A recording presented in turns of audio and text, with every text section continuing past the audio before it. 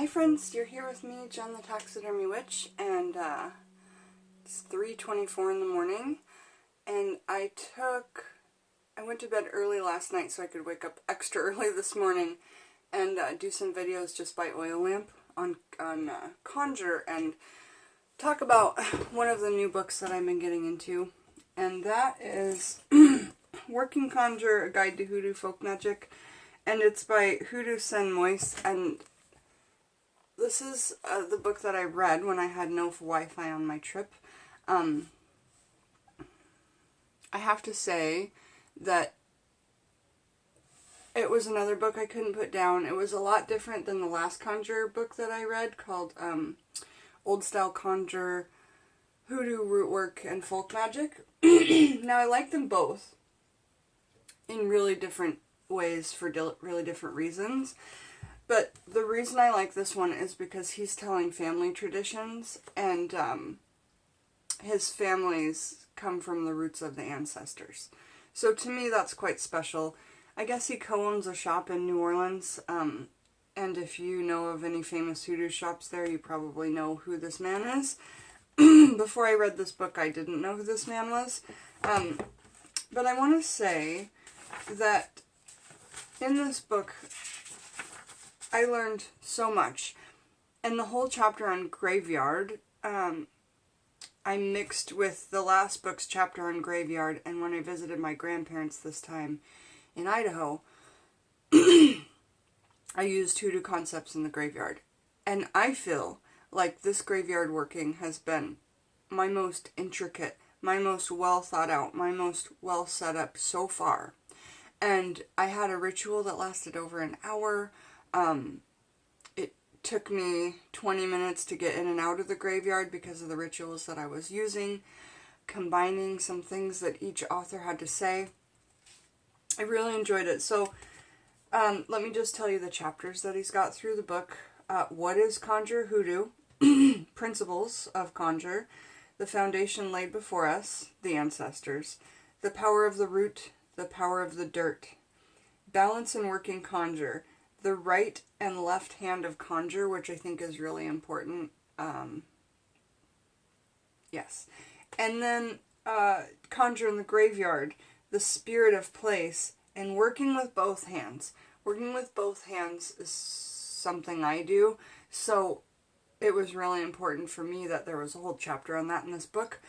This book made me cry more than once because of intuition of knowing that that thing I was reading was part of me already, was going to work with me, like, as I was reading, and it was like a deja vu kind of thing. So, I don't know, as I say, I feel really connected to Conjure, and I like how in the last book they explained, with a Q&A right from the beginning, that you do not have to be, you know, of the ancestors' descent, of their actual descent. You don't have to be a descendant of a slave to work with Conjure.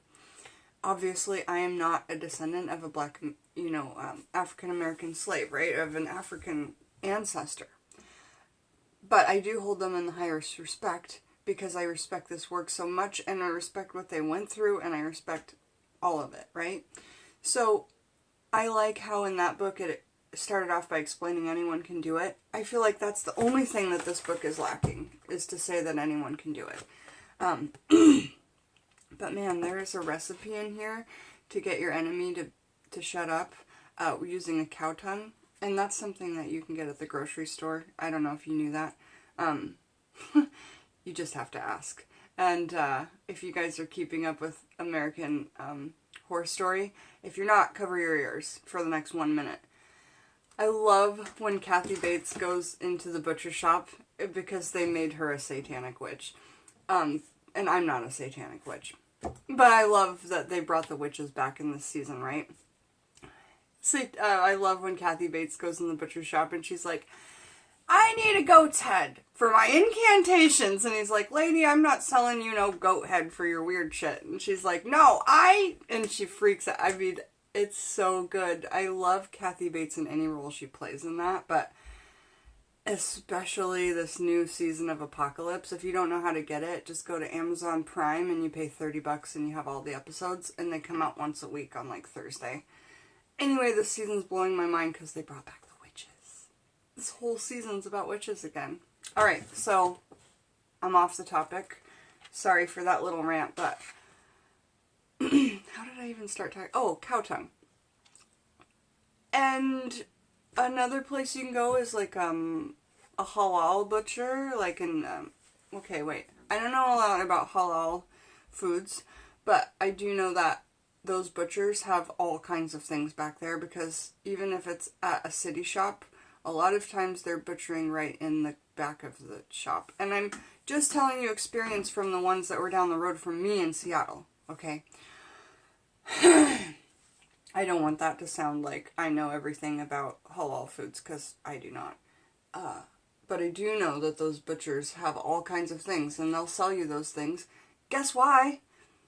Because all other parts of the world that don't have money, they've learned how to use parts of the animal. And they probably know why you want it. You know, if you're not a poor person and you're asking for goat skulls, you know, and you got a bunch of black and jewelry and you look witchy, they're probably going to know. They just need to make their money. And they probably practice that in their cultures on one level or another, right? Because every culture does. And if you're a butcher, you've seen it before. Okay, so this book is great. It's cool as well because if you don't want to have a Bible in your house, but you want to do the workings of his rootage, he gives you the full Bible verses in here, which is really cool too, because in the whole chapter on the graveyard, I think he puts out like 3 or 4 pages from the Bible on what the Bible says about graveyards and what you do in them. And that is a trip within itself. So even just using this stuff for like a religious comparison is really cool. And so whether or not you want to use the Psalms and use the different verses of the Bible, I would definitely suggest that you at least read through them to understand why historically they were put into this book by Hoodoo Sun Moist. So the depth, the thing I learned most from this book that I had no idea of before was how important the crossroads are, what exactly they mean, and that you, like, in hoodoo and this type of conjure work, you do a lot of workings at the crossroads, at the graveyard, where these dirts are coming from. You know, it talked about rivers and streams, and I was just thinking today about collecting all kinds of waters, like lake water from a sunny day. You capture the summer in a jar, and you can use that to brighten up things later. Or snow that's turned into water. That water has gone through so much magnificent change, and it's even become an individual snowflake and back to the water. Waters are so precious in conjure because they're free and they take a lot of intent to get. If you figure out waterfall water will be amazing for this purpose, and then you have to go, like, in Seattle, find a waterfall, not the easiest thing to do. Just like finding snow in Hawaii would be super difficult to do. Someone from a snowy place and someone from Hawaii should be pen pals that do magic so they can send each other these things. Oh, wait. Never send anything from the island of Hawaii. There's a curse on it. Okay, so let me tell you this tiny story and retract what I said, but use any other sunny place that doesn't have a curse. My brother, that's in the middle, who's 8 years older than me, not 10 years older than me, he went to Hawaii when he was younger with a friend, and then he brought home, like, some sand. And then he, like, got in 2 car accidents, he, like, started to fail school, all these bad things started to happen. And someone told him that, oh, shit, you brought stuff back from Hawaii? Did you know that there's, like, a curse on anyone who brings anything from that's part of that that's part of that earth back with you. There's a curse. My brother, and we're poor, things were getting so bad, my mom sent him back to Hawaii to put this stuff back on the island of Maui, or excuse me, Oahu, and come back home. Because things had gotten so bad for our entire family. So, when you take things, make sure not to take from Hawaii unless you're there and you can use it. And there's a whole section that Scott Cunningham gets into about Hawaiian magic, which I want to learn more about later. But I just think that that would be a really, really cool, tight way to work with that energy all the time, right? And as someone who has spent a lot of time in Hawaii, on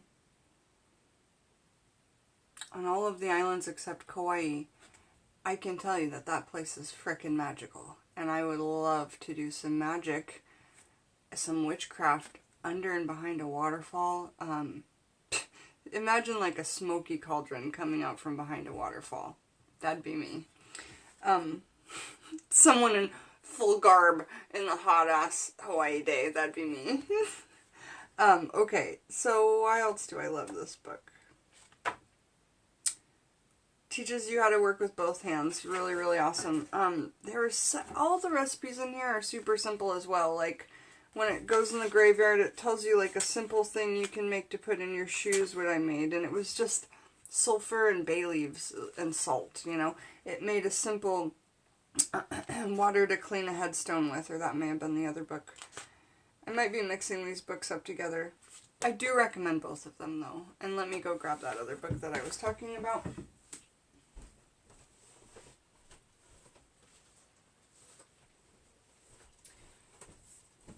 This one is the one that gave me all the ideas on the oil lamps and actually doing herb workings in the oil lamps and all of that. But as you can see, these put off quite a bit of light. I mean, look. But that's also quite a bit of heat, and it's quite a bit of burn. So, you know, and they're really warm. They'll warm up the room. It's beautiful. Alright guys, signing off.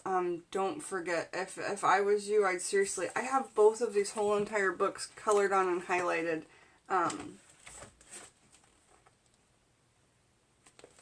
Really have to thank both of these authors, Star Casas and Hoodoo Sun Moist, because without you guys, I wouldn't have this giant smile on my face right now. Have a beautiful day, you guys, and come back with me, Jen the Taxidermy Witch, as we do more witchy things.